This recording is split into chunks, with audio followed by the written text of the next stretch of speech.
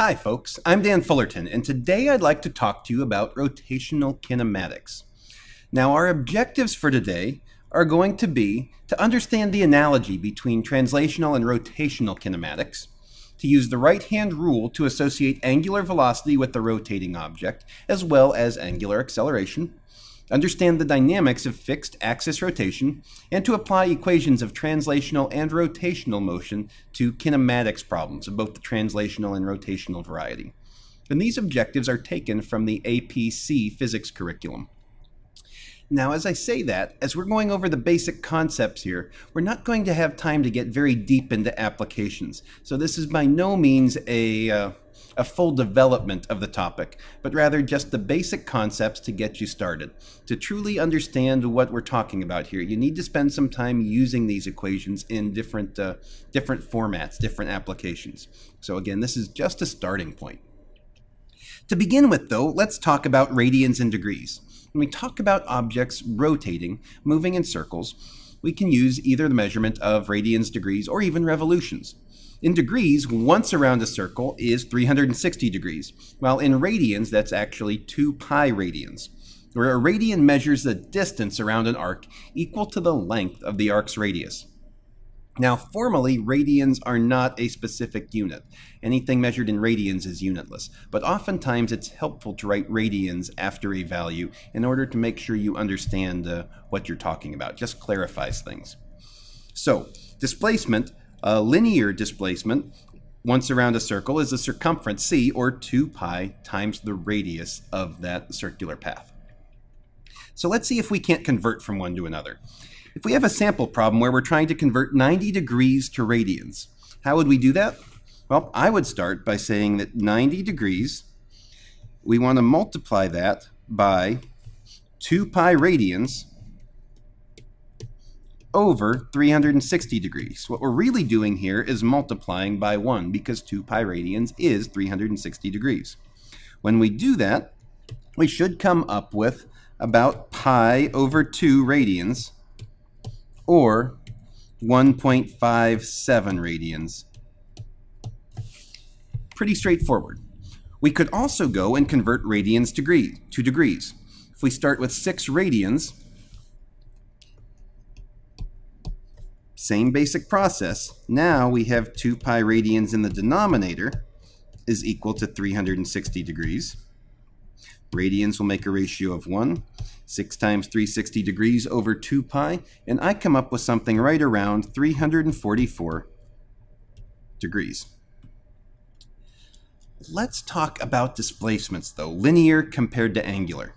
The linear position or displacement is given by delta r or delta s, whether you're talking about the scalar or the vector. And when we're talking about objects rotating, it's usually more helpful to talk about delta s, just so you don't start getting confused between delta r, a displacement or position, compared to the radius of the circle. Angular position, on the other hand, or displacement, is given by delta theta. And if we look over here on the right in our diagram, if we have an object that's right here at time t0, and over time it moves around the circle until at some final time t it has moved that distance, its translational displacement, s, is going to be equal to r, the radius of the circle, times the angle theta that it has moved through. So, displacement delta s equals r delta theta, change in your angle. So we could talk about an angular displacement, delta theta, just like we could talk about a translational displacement, delta s. We could also go and look at linear versus angular velocity in the same vein. Linear speed or velocity, again, whether you're talking about the scalar or vector, is given by v. Angular speed or velocity is given by the Greek symbol omega, and they're both vectors. If you remember, an object on a circle has at some given point, if it's in uniform circular motion, a velocity that is tangent to the path it's on, v. At the same time, it could have an angular velocity, the velocity with which it's going around the circle. That is omega. If the velocity vector is the rate of change of position with respect to time, the angular velocity vector is the rate of change of the angular displacement, theta, with respect to time. Okay, very closely parallel to each other. Now, the direction of the angular velocity vector isn't quite as apparent. If you think about it, as an object moves around a circle, the direction of its velocity is constantly changing. That's not overly helpful. So when we define the angular velocity vector, its direction is going to be defined by the right-hand rule. Wrap the fingers of your right hand in the direction the object is moving around the circle, and your thumb will point in the direction we're going to define as the direction of the angular velocity vector. Another way to think about that is the direction of the angular velocity vector is always going to be perpendicular to the plane of the circle the object is rotating in. We can even convert linear to angular velocity. If we think about it, we know that velocity is the rate of change of position with respect to time, or displacement. And we also know that we can convert from translational displacement to angular displacement with s equals r theta. So we could replace s with r theta in our equation to say that the velocity is going to be d r theta dt. But in our problem, for an object moving in a circle, the radius is constant. So we can pull the radius out of the derivative. Therefore, since r is constant, our velocity is going to be equal to r times the derivative of theta with respect to t. But as we just defined, the derivative of theta with respect to t is the angular velocity. So v equals r omega. There's our equivalence relationship. V equals r omega. Okay, how to convert from one to the other. Let's take a look at an angular velocity example. Let's find the magnitude of Earth's angular velocity in radians per second. Well, first thing we have to realize is that as the Earth rotates, it goes through one complete revolution in 24 hours. So using our definition of angular velocity, that's going to be change in angular displacement over some time interval. And if it goes around 2 pi radians in 24 hours, well, we've got 2 pi radians over 24 hours. That's going to be pi over 12 radians per hour. So pi over 12 radians per hour. But instead of radians per hour, I'd like to get this in radians per second. So let's convert that hours. 1 hour has in it 3,600 seconds. And I come up with an angular velocity of about 7.27 times 10 to the minus 5 radians per second for the magnitude of the angular velocity. Just a fairly straightforward problem using a very common example, something we should all be familiar with. We can also talk about linear versus angular acceleration. If linear acceleration is given by the a vector, then angular acceleration is given by the alpha vector. Now, alpha is just telling you how fast your rate of angular velocity is changing as you go around the circle. And that comes into play when you think about objects moving in a circle as they speed up or slow down as they're going around that circle. So if acceleration is the derivative of velocity with respect to time, the parallel to that in rotational motion, angular acceleration is going to be the derivative of angular velocity with respect to time. Let's take a look and do an example there as well. We have a frog riding a unicycle. Not sure why, it just is. If the unicycle wheel begins at rest, that means its initial angular velocity must be 0 and accelerates uniformly in a counterclockwise direction up to an angular velocity of 15 revolutions per minute in a time of 6 seconds. Find the angular acceleration of the unicycle wheel. Well, first thing I notice is that my final angular velocity is in RPMs. I'd really prefer to have that in radians per second. So let's make that conversion first. 15 revolutions per minute is 15 revs in 60 seconds, right? Now, we also know that one revolution, is 2 pi radians. So revolutions will cancel out, and I'll be left with radians per second with a value of about 1.57 radians per second. Next, we can use the definition of angular acceleration. If alpha is change in angular velocity over some time interval, well, that's going to be our omega final minus omega initial over delta t, which is 1.57 radians per second, minus 0 because it began at rest, over 6 seconds, which comes out to be about 0.26 radians per second squared. And because that's in the counterclockwise direction, we think about it right-hand rule. As your hand moves counterclockwise, you're going to call that the positive direction of angular acceleration. So 0.26 radians per second squared. All right, let's talk a little bit more about these parallels between translational and rotational kinematic variables. If we talk about displacement in the translational sense, we're talking about delta r or delta s, and we'll prefer delta s so we don't have to worry about the confusion between position and radius of a circle. Then angular displacement is delta theta.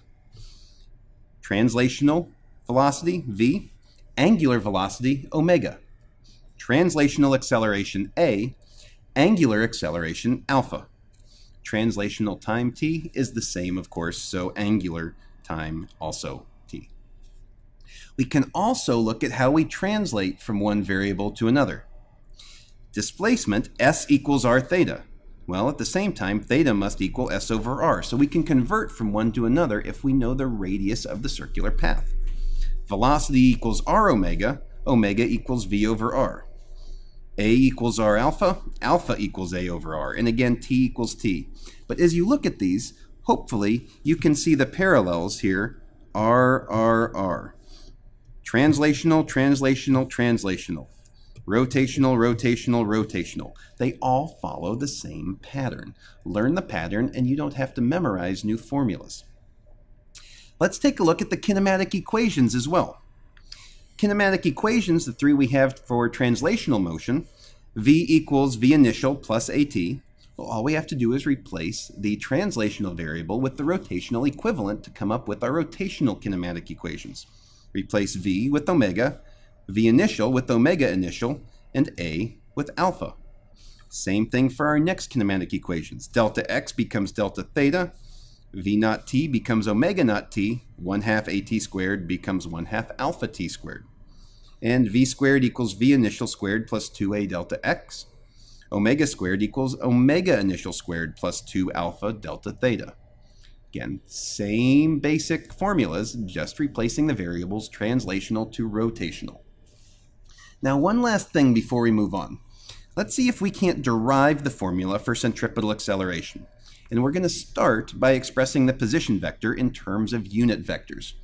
If you think about some point here on our circle, it has an x component of r cos theta in the I hat direction, and the y component r sine theta in the j hat direction. So we could express this as r cosine omega t times I hat plus r sine omega t j hat. There's our position vector for a given point on the circle. Let's go from there and see if we can't derive the velocity. Using that starting equation, r of t equals r cos omega t, and we're using r here instead of s. Again, probably not the best use of variables, but it'll work for our case. Plus r sine omega t j hat. Find velocity. Well, velocity is going to be the derivative of r with respect to t, which will be the derivative with respect to t of this equation. R cos omega t times I hat plus r sine omega t j hat. And the derivative of a sum is equal to the sum of the derivatives, so I can rewrite that as velocity is equal to the derivative with respect to t of r cos omega t I hat plus the derivative with respect to t of r sine omega t j hat. Looking at these, with the derivative, you can pull constants out of the derivative. R is a constant, I hat is a constant, and R over here is a constant, and J hat is a constant. So I could rewrite that as velocity equals R I hat times the derivative with respect to t of R just cosine omega t plus R j hat times the derivative with respect to t of sine omega t. All right, time to do some differentiation. As I do this, the derivative of the cosine is the opposite of the sine. So this is going to be the opposite of the sine. So R I hat times negative sine omega t times the derivative of omega t, our variable here. So we've got an omega in here. So R I hat omega times negative sine omega t plus, on the right-hand side, R j hat, derivative of the sine is the cosine omega t times the derivative of this expression, omega t derivative is going to have a derivative of omega, so we'll have an omega out here. So when I put all this together, I come up with my velocity function as being equal to, with a little bit of rearrangement, minus omega r sine omega t I hat plus omega r cos omega t j hat. Let's take that one step further. If we want the acceleration, we could take the derivative of the velocity. So starting with that same equation, nice and neat at the top of the slide here, let's find the acceleration. A equals the derivative of velocity with respect to time. So we're going to take the derivative of that. The derivative with respect to t of minus omega r sine omega t I hat plus omega r cos omega t j hat. And not going through quite as many steps, the derivative of a sum is the sum of the derivatives. So we're going to have minus omega r, our constants that can come out again, minus omega r. Derivative of the sine of omega t is cosine omega t times the derivative of this expression, omega t. Derivative of omega t will be an omega, so we'll have another omega over here, times I hat, plus omega r, derivative of the cosine omega t, opposite of the sine of omega t, times the derivative of this expression, omega. So we've got an omega squared here, j hat. And with just a little bit of rearrangement, I can write that as acceleration being equal to minus omega squared. We'll pull that out. Now we have r cos omega t I hat plus r sine omega t j hat. That should look fairly familiar. That is our initial position function. That's r hat.